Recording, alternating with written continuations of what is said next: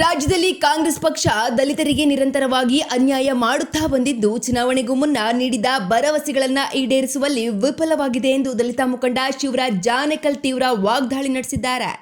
ಮಾನ್ವಿಯಲ್ಲಿ ಸುದ್ದಿಗಾರರೊಂದಿಗೆ ಮಾತನಾಡಿದ ಅವರು, ಕಾಂಗ್ರೆಸ್ ಪಕ್ಷವು ದಲಿತರನ್ನ ಎಡಗೈ ಮತ್ತು ಬಲಗೈ ಎಂದು ಒಡೆದು ಆಳುವ ಮೂಲಕ ಸಮುದಾಯವನ್ನ ಛಿದ್ರಗೊಳಿಸಿದೆ ಮತ್ತು ಅಧಿಕಾರಕ್ಕೆ ಬಂದ ಮೇಲೆ ದಲಿತ ಸಮುದಾಯವನ್ನ ಸಂಪೂರ್ಣವಾಗಿ ಮರೆತಿದೆ ಎಂದು ಆರೋಪಿಸಿದ್ದಾರೆ.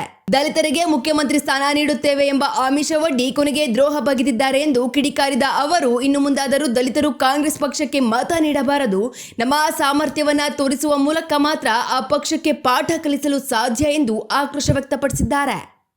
ಕಾಂಗ್ರೆಸ್ ಪಕ್ಷ ದೇಶದಲ್ಲಿ ದಲಿತರನ್ನ ವೋಟ್ ಬ್ಯಾಂಕಿಗೆ ಮಾತ್ರ ಬಳಕೆ ಮಾಡಿಕೊಂಡು ಇವತ್ತು ರಾಜ್ಯದಲ್ಲಿ ಮುಂದಿನ ದಿನಗಳಲ್ಲಿ ನಾವು ದಲಿತರಿಗೆ ಸಚಿವ ಸ್ಥಾನ ಕೊಡ್ತೀವಿ ಅಂತೇಳಿ ಪ್ರಾಣಾಯಕರದಲ್ಲಿ ಈಗಾಗಲೇ ಚುನಾವಣೆ ಸಂದರ್ಭದಲ್ಲಿ ಕಾಂಗ್ರೆಸ್ ಪಕ್ಷ ದಲಿತರನ್ನ CM ಮಾಡ್ತೀವಿ ಮತ್ತು ಈ ಸಂವಿಧಾನವನ್ನು ಉಳಿಸ್ತೀವಿ ಅನ್ನತಕ್ಕಂಥ ಹೆಸರಿನ ಮೇಲೆ ಇವರು 135 ಸೀಟು ಗೆದ್ದಂಥ ಇತಿಹಾಸ ಕರ್ನಾಟಕ ರಾಜ್ಯದಲ್ಲಿ ಇದೆ.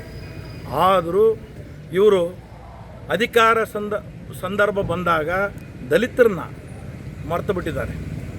ಆದರೆ ನಾವು ಯೋಚನೆ ಮಾಡಬೇಕು, ದಲಿತರು ಇವತ್ತು ರಾಜಕಾರಣಿಗಳಾಗಿರ್ಬೋದು, ಸಂಘ ಸಂಸ್ಥೆ ಆಗಿರ್ಬೋದು, ಇಡೀ ಕರ್ನಾಟಕ ರಾಜ್ಯದಲ್ಲಿ ಇವತ್ತು ದೊಡ್ಡ ಮೋಸ ಅಂದರೆ ತಪ್ಪಾಗಲಿಕ್ಕಿಲ್ಲ. ಇವತ್ತು ಎಡಗೈ ಬಲಗೈ ಅನ್ನತಕ್ಕಂಥ ಒಂದು ಪದ ಬಳಕೆ ಮಾಡಿ ಇವತ್ತು ನಮ್ಮ ಎರಡು ಜಾತಿಗಳನ್ನು ಇವತ್ತು ಒಡುಕು ಮಾಡಿ ಅಧಿಕಾರದ ಲಾಭ ಮೇಲ್ವರ್ಗದವ್ರು ತೊಗೊತಾ ಇದ್ದಾರೆ. 99% ಇರ್ತಕ್ಕಂಥದ್ದು ಕಾಂಗ್ರೆಸ್ಸಿಗೆ ಮತ ಬ್ಯಾಂಕ್ ಇರ್ತಕ್ಕಂಥದ್ದು ದಲಿತರು. ಇವತ್ತು 101 ಜಾತಿ ಮತ್ತು 61 ಜಾತಿ SC ST ಪದಗಳು ಮತ್ತು ಅಲ್ಪಸಂಖ್ಯಾತರು, ಹಿಂದುಳಿದವರು ಎಲ್ಲರನ್ನ ಅಣೆಪಟ್ಟಿಯನ್ನು ಕಟ್ಟಿ ಇವತ್ತು ಅಧಿಕಾರವನ್ನು ಹಿಡಿತಕ್ಕಂಥ ಕಾಂಗ್ರೆಸ್ ಸರ್ಕಾರಕ್ಕೆ ಇವತ್ತು ನಾಚಿಗೆ ಬರಬೇಕು. ಇವತ್ತು ರಾಹುಲ್ ಗಾಂಧಿ ಆಗಿರ್ಬೋದು, ರಾಷ್ಟ್ರೀಯ ನಾಯಕರಾಗಿರ್ತಕ್ಕಂಥ ಮಲ್ಲಿಕಾರ್ಜುನ ಖರ್ಗೆ ಆಗಿರ್ಬೋದು, ಇವತ್ತು ಇಲ್ಲಿರ್ತಕ್ಕಂಥ ಸ್ಥಳೀಯಾಗಿ ಕಾಂಗ್ರೆಸ್ ಪಕ್ಷದ ಅಧ್ಯಕ್ಷರಾಗಿರ್ಬೋದು, ಯಾರೇ ಇರಲಿ ಇವತ್ತು ಅಧಿಕಾರ ಸಂದರ್ಭದಲ್ಲಿ ನಾವು ಇವತ್ತು ನಾಚಿಕೆ ಆಗ್ತಾ ಇದೆ. ಈ ದೇಶದಲ್ಲಿ ನಾವು ದಲಿತರು ನಾಚಿಕೆ ಬರ್ತಾ ಇದೆ. ಮುಂದಿನ ದಿನಗಳಲ್ಲಿ ನಾನು ಹೇಳ್ತಾ ಇದ್ದೀನಿ ಇಷ್ಟೇ, ಇವತ್ತು 2ನೇ ಅವಧಿಯಲ್ಲಿ ಮತ್ತು ಎಡಗೈಗೆ ಬಲಗೈ ಸಮಾನತೆಯಾಗಿ ಸಚಿವ ಸ್ಥಾನ ಹಂಚಬೇಕು. ಇವು ಬಲಿಷ್ಠವಾದಂಥ ಸಮುದಾಯಗಳು.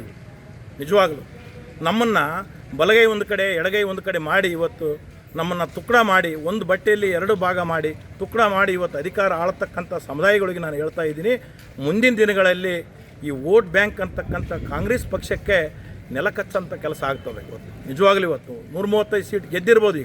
ಇವತ್ತು ಈಗಿನ ಪೀಳಿಗೆಗಳು, ಈಗಿನ ಯುವಕರು ನಾವು ಯಾರು ದಡ್ರಲ್ಲ, ದಲಿತರು ಇವತ್ತು ನಿಜವಾಗಲೂ ದಡ್ರಲ್ಲ. ಮುಂದಿನ ದಿನಗಳಲ್ಲಿ ನಾವು ಪಾಠ ಕಲಿಸ್ತೀವಿ.